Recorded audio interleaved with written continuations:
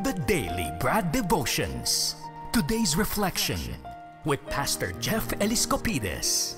Good morning kay Nanay Christopher Min na nanonood sa YouTube channel po natin dahil nga sa may problema ang signal kapag po sobrang lakas din ng ulan. Yan.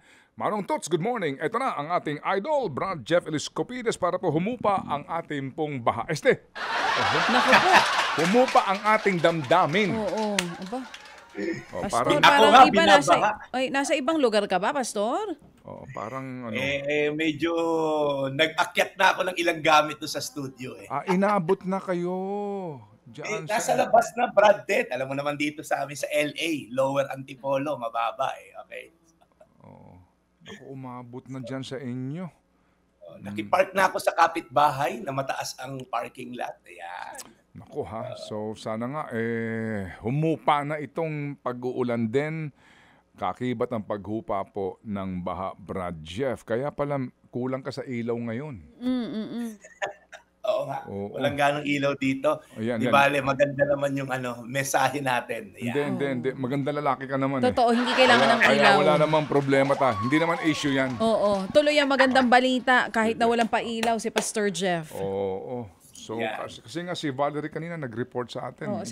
Doon sa may Kainta. Kainta. Ang sabi niya, ang taas na daw ng tubig. Naku, ingat po sa mga kapatid po natin dyan sa Rizal at maging sa Marikina. Okay, Brad.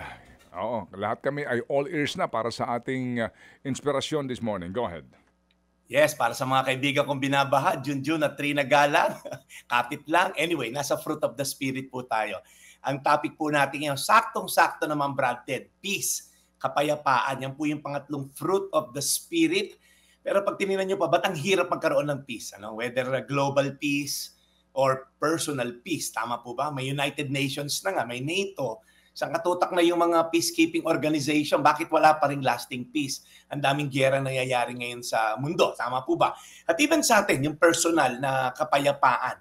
Parang laging merong bagyong dumadaluhong sa ating damdamin. Minsan okay, biglang problemang physical, pinansyal, relasyonal. So parang paulit-ulit, minsan may peace, biglang may na namang gulo. Pero sabi naman po ni Jesus, hindi naman niya nilingid yan. In this world, dito na po sa mundo na to, you will have trouble. So kung ina-expect mo na parang peace the whole lifetime mo rito, sa langit lang po mangyayari yun. Kasi doon wala ng trouble. So dito, yung mga trouble na ganyan, yan ang nagpapatatag sa atin at yan po yung nagpi-filter kung talaga ba nga ating pananampalataya ay legit or genuine. Kasi po, pag mababaw yung pananampalataya sa kalagitnaan ng bagyo, hindi ka magkakaroon ng peace. Naalala ko lang, Brad Ted at siya, in the midst ng bagyo, nasa bangka sila Jesus. And yet, si Jesus natutulog dun sa dulo ng bangka. Paano kang nakatulog sa gitna ng bagyo? Well, unang-una, alam naman kasi niya na ang kanyang ama sa langit, mahal siya. Pangalawa, alam niya na ang tatay niya sa langit in control. Kaya nga pagtayo niya, inutusan lang niya yung alon at hangin, be still, dalawang salita lang, nawala ang bagyo. So, yan po yung kapangyarihan ng ating Diyos. Sila Pedro, takot na takot sa bangka. Si Jesus, tulog na tulog sa bangka. Sabi sa Filipos 4:7, at ang kapayapaan ng Diyos na hindi kayang maunawaan ng tao, ang siyang mag-iingat sa inyong puso at pag-iisip dahil sa inyong pakikipag-isa kay Kristo. Yan daw po ang ibibigay sa atin ng nakapayapaan ng Diyos. Babantayan niya yung puso natin dahil yan yung madalas mabagabag. Pinapalaki yung maliit na problema. Lamok lang, nagiging kasinlaki ng dinosaur. Pagka po walang peace, we overthink, pinapalaki natin sitwasyon. Pero pagka iningatan ng Diyos ang ating puso at ating pag-iisip, makikita mo, mas malaki ang Diyos ko kaysa sa problema na to. Kaya po, again, gusto ko lang po kayo i-encourage. Ang peace po ay hindi ibig sabihin wala nang mangyayaring masama sa atin or bagyo. No, ang peace po ay ang kapayapaan sa puso, katiwasayan ng isip na ang Diyos ko ang may lalang ng lahat at siya ang may control ng lahat. Kaya alam ko, lilipas din to. Filipos 4:7, at ang kapayapaan ng Diyos na hindi kaya maunawaan ng tao, ang siyang mag-iingat sa inyong puso at pag-iisip dahil sa inyong pagkikipag-isa kay Kristo. Panginoong Jesus, dinadalangin namin na aming mga kababayan na kasalukuyang binabayo ng matinding bagyo, mga baha, mga natanggalan ng bubong, mga inaanod ang bahay ngayon, mga walang masilungan, mga naghahanap buhay sa kabila ng bagyong dumaraan. Lord, tulungan niyo po kami, protektahan niyo po ang buong bansa namin. Dinadalangin namin na wala namang masyado maraming casualty or maraming masirang mga pag-aari. Lord, mga pananim. Lord, ingatan niyo po ang aming bansa. Alam naman namin taon-taon may mga bagyong dumarating. So Lord, help us to be resilient and to be trusting in you sa lahat ng pagkakataon. Sa pangalan ni Jesus. Amen. Amen. Amen. Panginoon, marami pong salamat sa araw na ito sa pagkakaloob po sa amin ng magandang balitang inihatid ni Brad Jeff. Lord, we pray sa kanya pong kaligtasan, ng kanyang pamilya, sa kanila pong mga kapitbahay, sa kanila pong mga kalugar ngayon na binabaha. And we pray, dear Lord, sa lahat po ng mga lugar ngayon na nahihirapan ng dahil po sa kalamidad na ito. We pray, Lord, na sana po humupa na ang ulan, humupa na po ang baha. Lord, salamat po muli sa araw na ito. In Jesus' name we pray.